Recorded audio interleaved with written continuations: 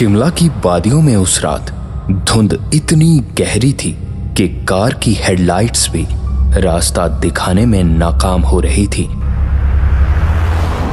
बीरेन अपनी पुरानी गाड़ी का स्टीयरिंग थामे पसीने से मानो तर हो चुका था और रेडियो पर सिर्फ स्टैटिक का शोर आ रहा था,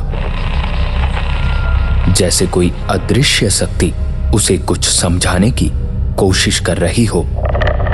कि तभी अचानक बीरेन ने सड़क के किनारे एक जंग लगा हुआ लोहे का बोर्ड देखा जिस पर लिखा था द इन्फिनिटी होटल 2 किलोमीटर।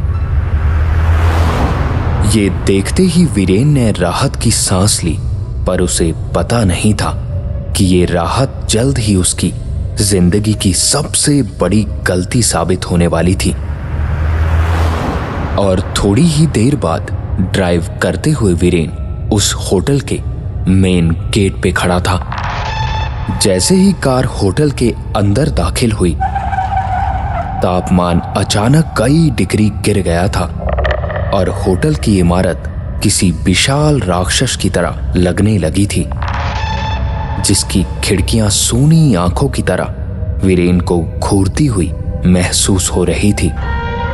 कि तभी भारी लकड़ी का दरवाजा अपने आप चरमराते हुए खुला। इन सभी चीजों को अनदेखा कर वीरेन होटल के अंदर की तरफ बढ़ा तो होटल के अंदर का नजारा किसी और ही सदी का लग रहा था। मखमली लाल कालीन, झाड़ फानुस से टपकती मोम और दीवारों पर टंगी शिकार किए गए जानवरों की खोपड़ियां, और रिसेप्शन पर एक दुबला पतला पीला पड़ा आदमी बैठा था। उसकी गर्दन एक तरफ झुकी हुई थी, जैसे मानो उसकी सारी हड्डियां टूट चुकी हों। कि तभी बिना सिर उठाए उसने एक पुरानी एंट्री बुक बीरेन की तरफ खिसकाते हुए कहा, इस पे एंट्री कर दो बाबू। उसकी आवाज ऐसी थी जैसे सूखी पत्तियों पर कोई चल रहा हो।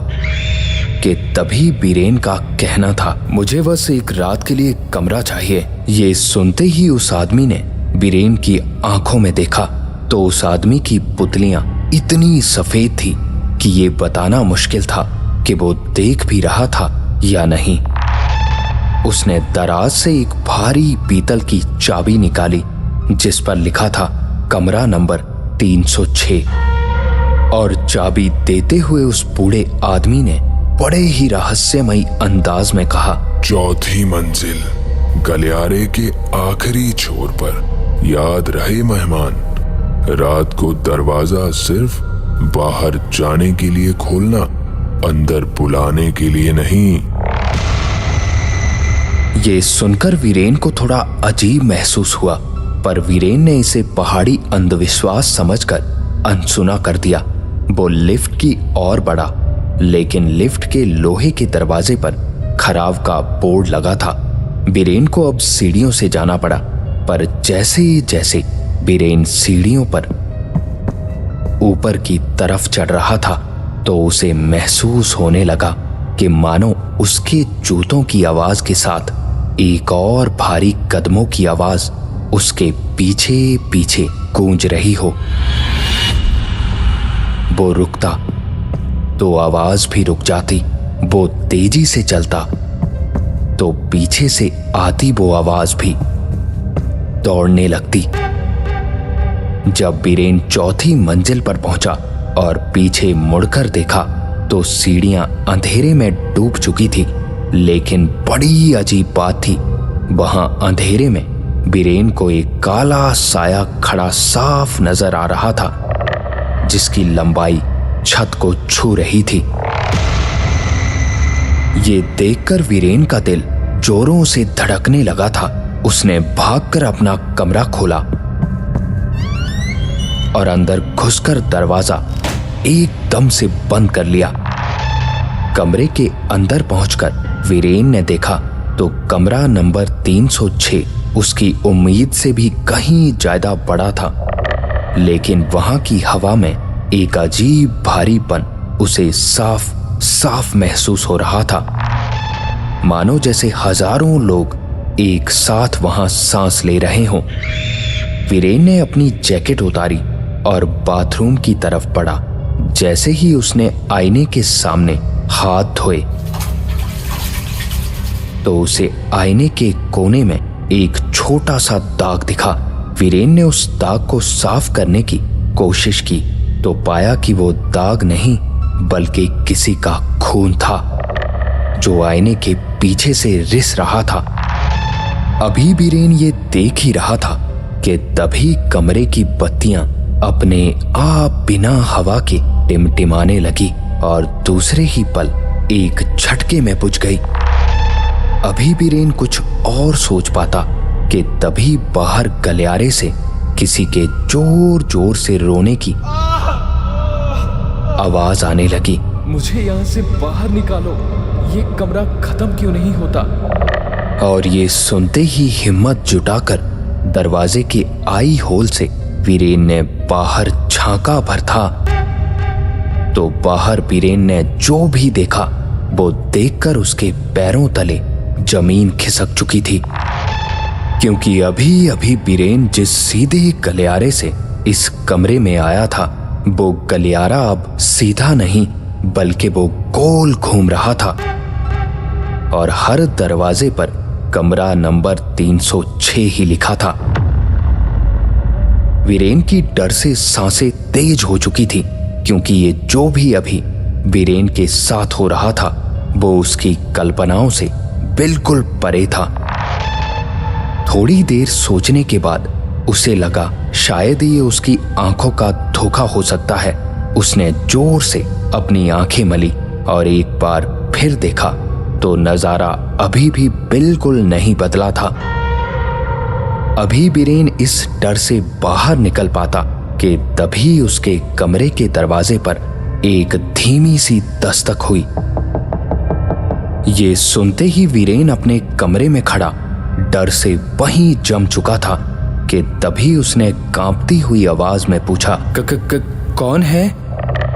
पर बाहर से कोई आवाज नहीं आई, बस एक अजीब सी चबाने की आवाज वीरेन को साफ सुनाई दी,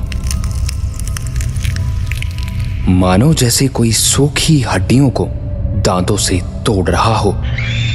ये सुनते ही वीरेन ने पीछे हटकर अपने बिस्तर का कोना पकड़ लिया।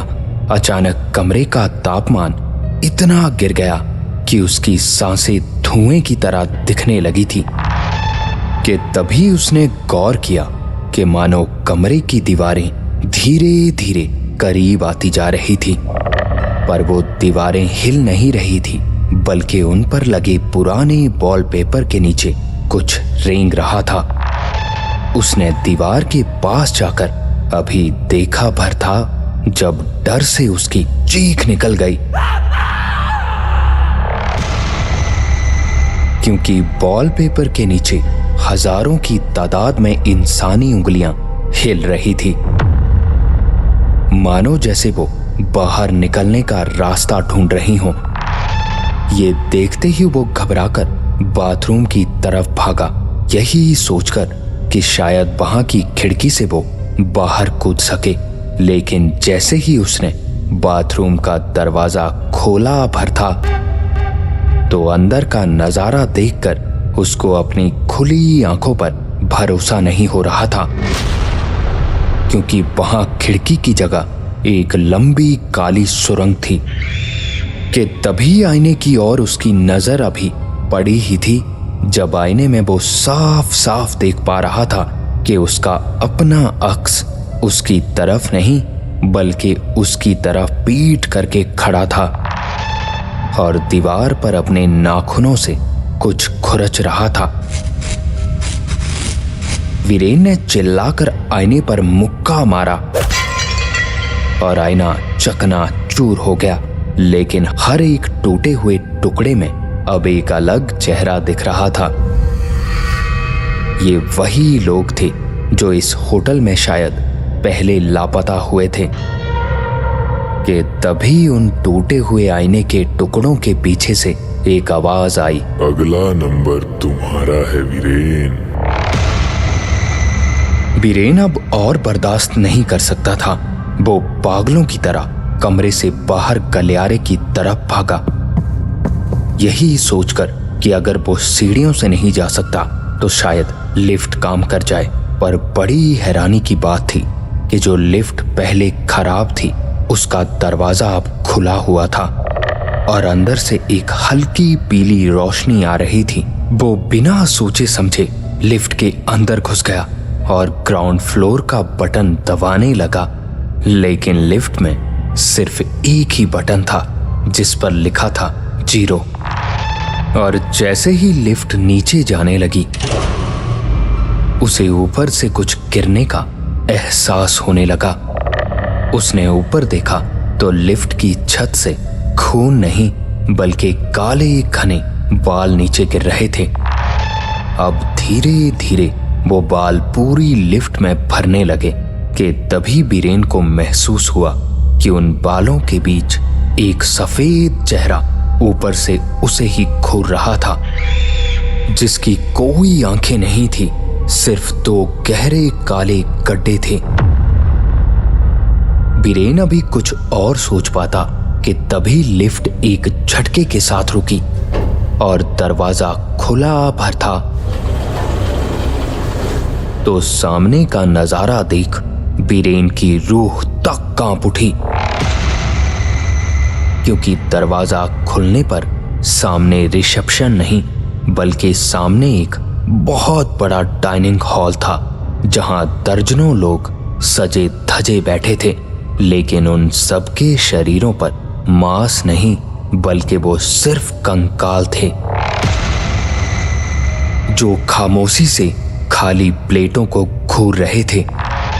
बीरेन वहां से भागने की अभी सोच ही रहा था जब रिसेप्शन पे बैठने वाले उस बूढ़े की आवाज उसके कान के पास आई। रात का खाना तैयार है मेहमान, और आज खाने में आप ही मुख्य भोजन हैं। कि तभी लिफ्ट का दरवाजा एक भारी गूंज के साथ पीछे बंद हो गया। बीरेन अब उस विशाल डाइनिंग हॉल के बीचों बीच खड़ा था। वहां सन्नाटा इतना गहरा था कि उसे अपने दिल की धड़कन किसी नगाड़े की तरह सुनाई दे रही थी। बीरेन अभी जहां था वो 0 मंजिल थी, होटल का वो हिस्सा जो नक्शे पर था ही नहीं। कि तभी डाइनिंग टेबल पर बैठे दर्जनों कंकाल अचानक एक साथ मुड़े। उनकी खाली खोपड़ियों में कोई आंखें नहीं थी, फिर भी बीरेन को महसूस हुआ कि मानो हजारों नजरें उसे ही देख रही हों।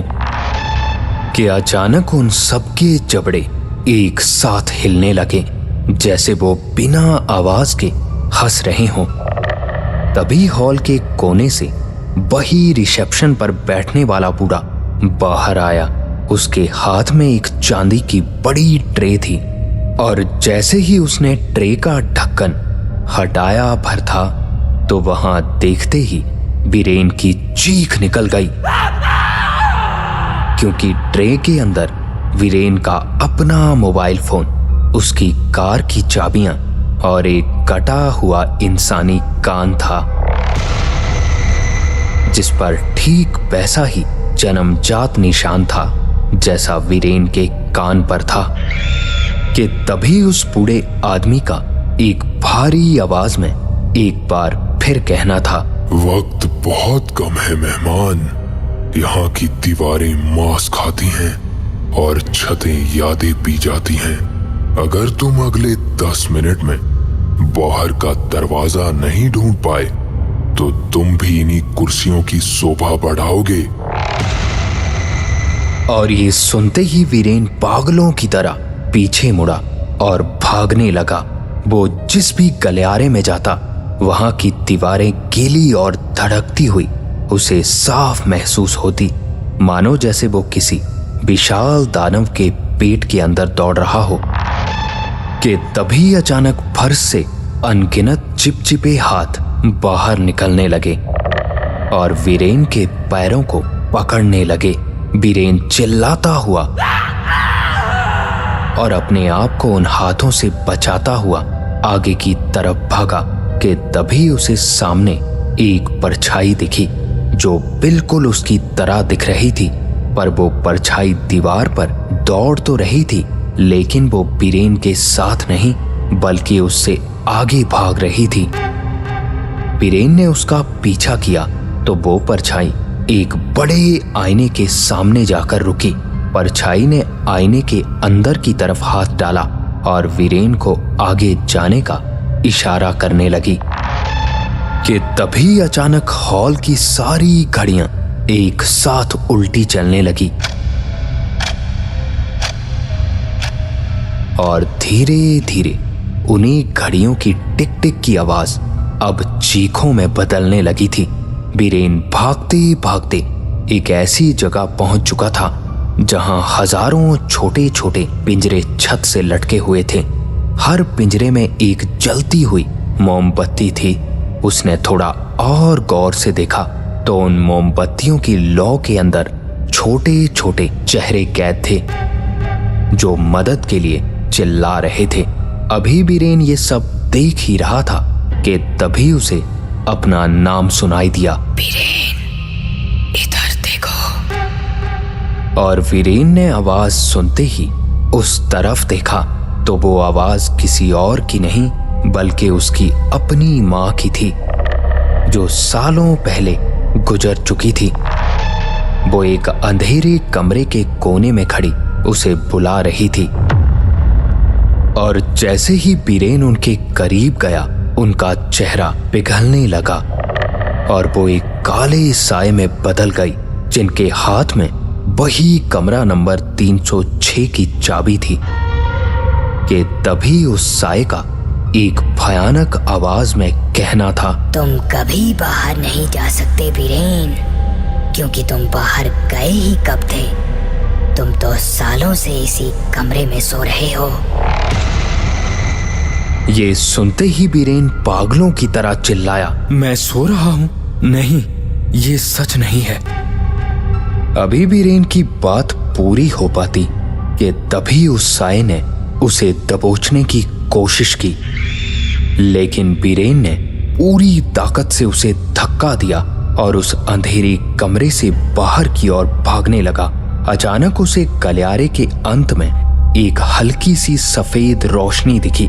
उसे लगा शायद यही बाहर जाने का रास्ता है।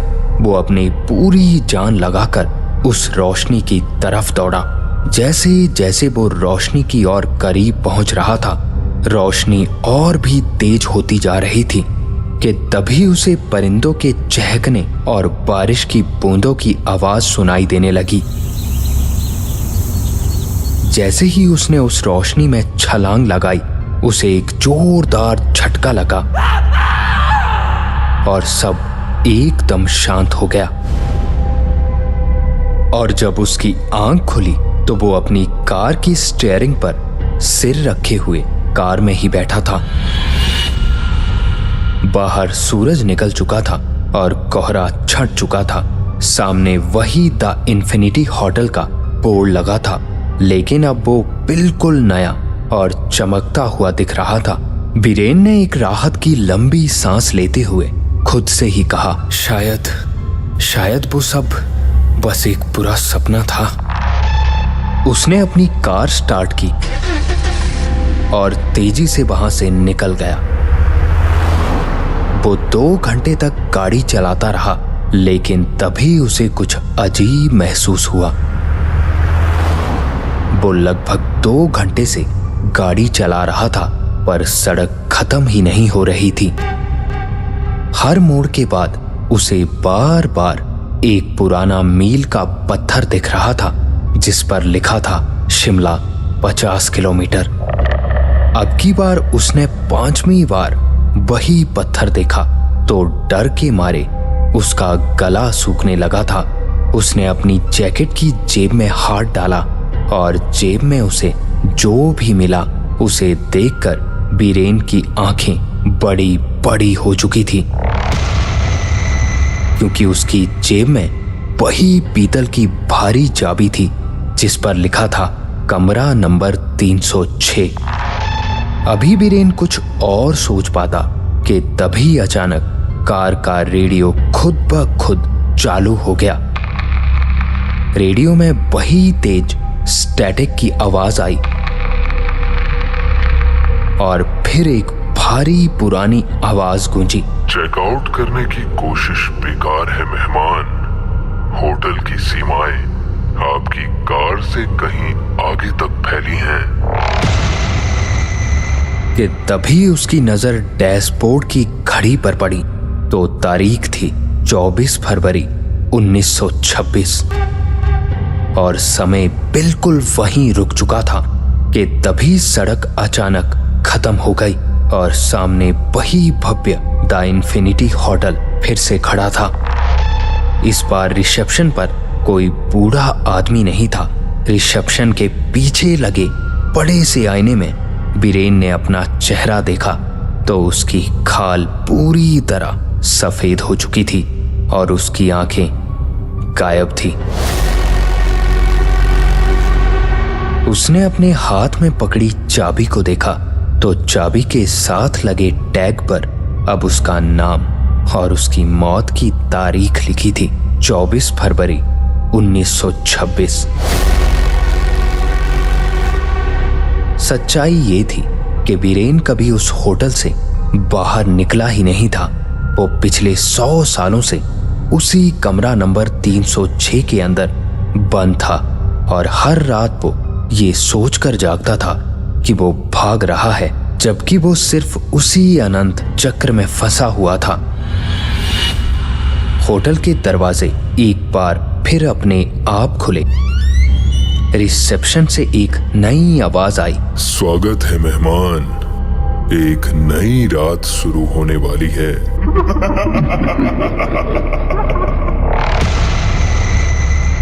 बीरेन आज भी उस होटल के गलियारों में भटक रहा है और इंतजार कर रहा है किसी नए मुसाफिर का जो उसकी जगह ले सके। क्या अगली बार वो मुसाफिर तुम बनना चाहोगे?